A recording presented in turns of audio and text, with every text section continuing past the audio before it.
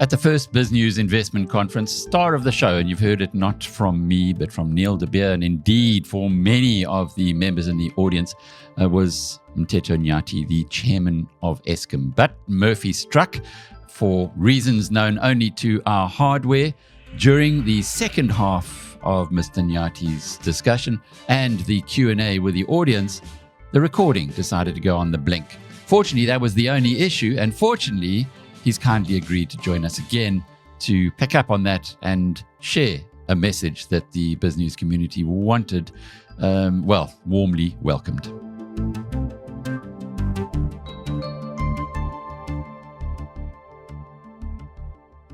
Mteto, lovely to see you again. Thank you again for your time. Were you surprised at the warm reception that the BizNews community gave you to your talk, given that mainly they were people from the business community, and that the reputation of Eskom within the business community it's getting better, but was really not of a very high level going into this event?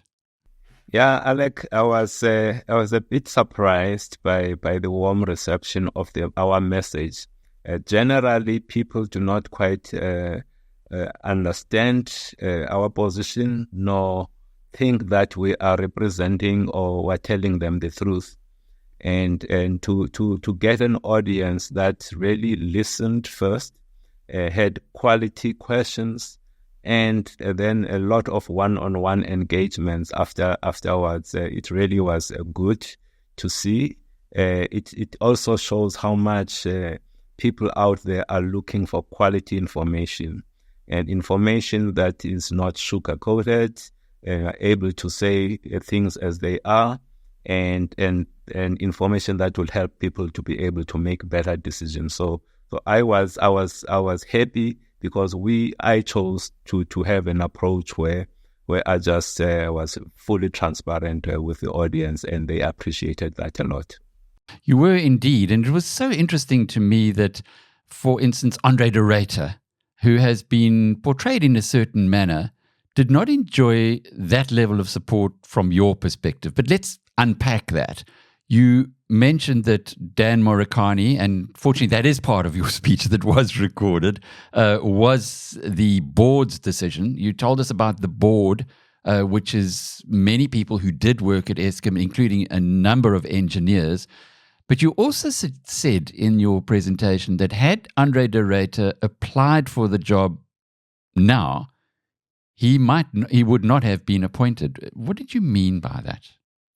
What I meant by that, Alec, was that we as the board, I was sitting on the committee that was doing the interviews for the candidates. And what we did was to sit down first and come up with a criteria, having been informed by the realities of Eskom. We spent a lot of time just engaging with the people on the ground in Eskom, trying to understand what the issues were. And coming out of that, it helped us to come up with a clear view of the kind of leader that we needed for Eskom. And when I look at what he has, Andre, versus what the many other candidates had, I honestly do not think that he would have made it. First of all, we need somebody that truly understands the operations. So an engineer was somebody that is clearly was required.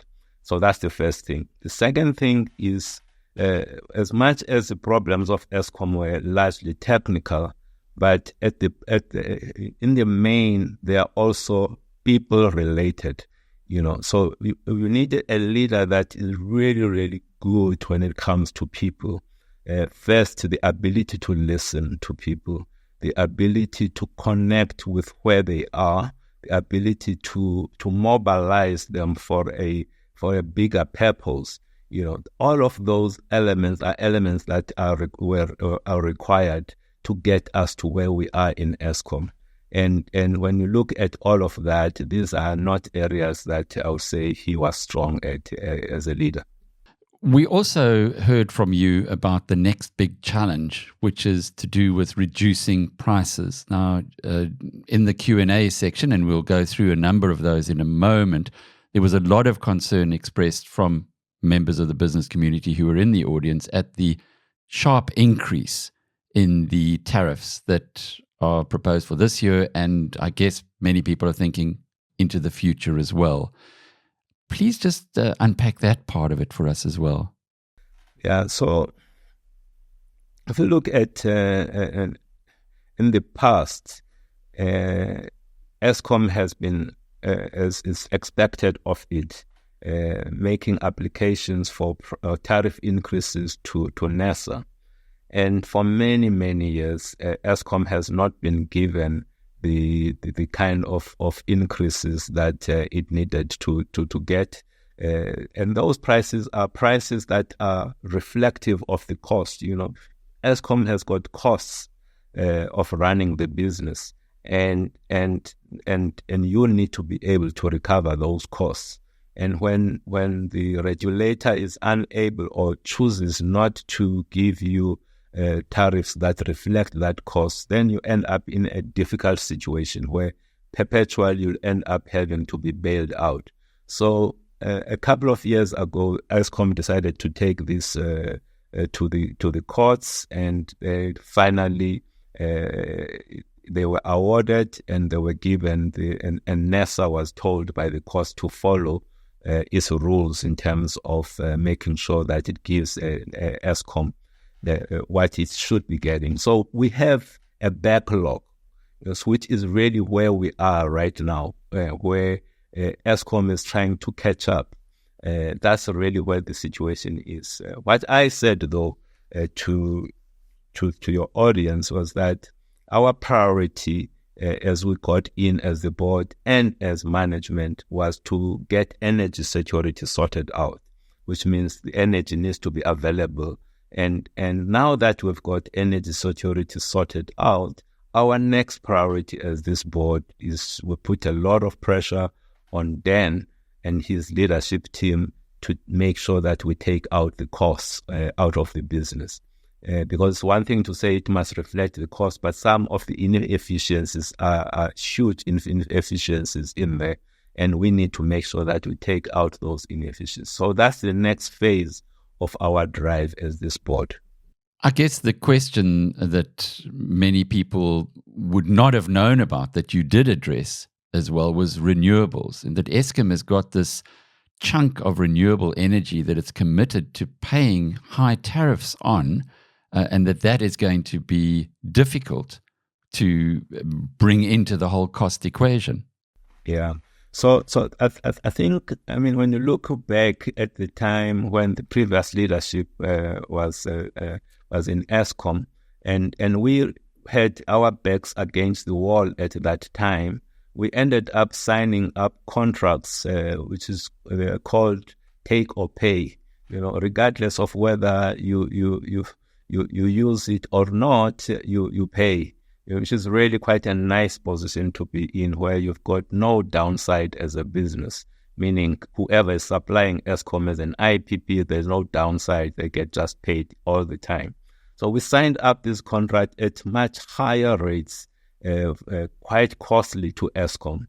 But of course, if you have to cast your mind back at the time, the country was going through a difficult time. We needed energy, and we signed up at these ridiculous prices.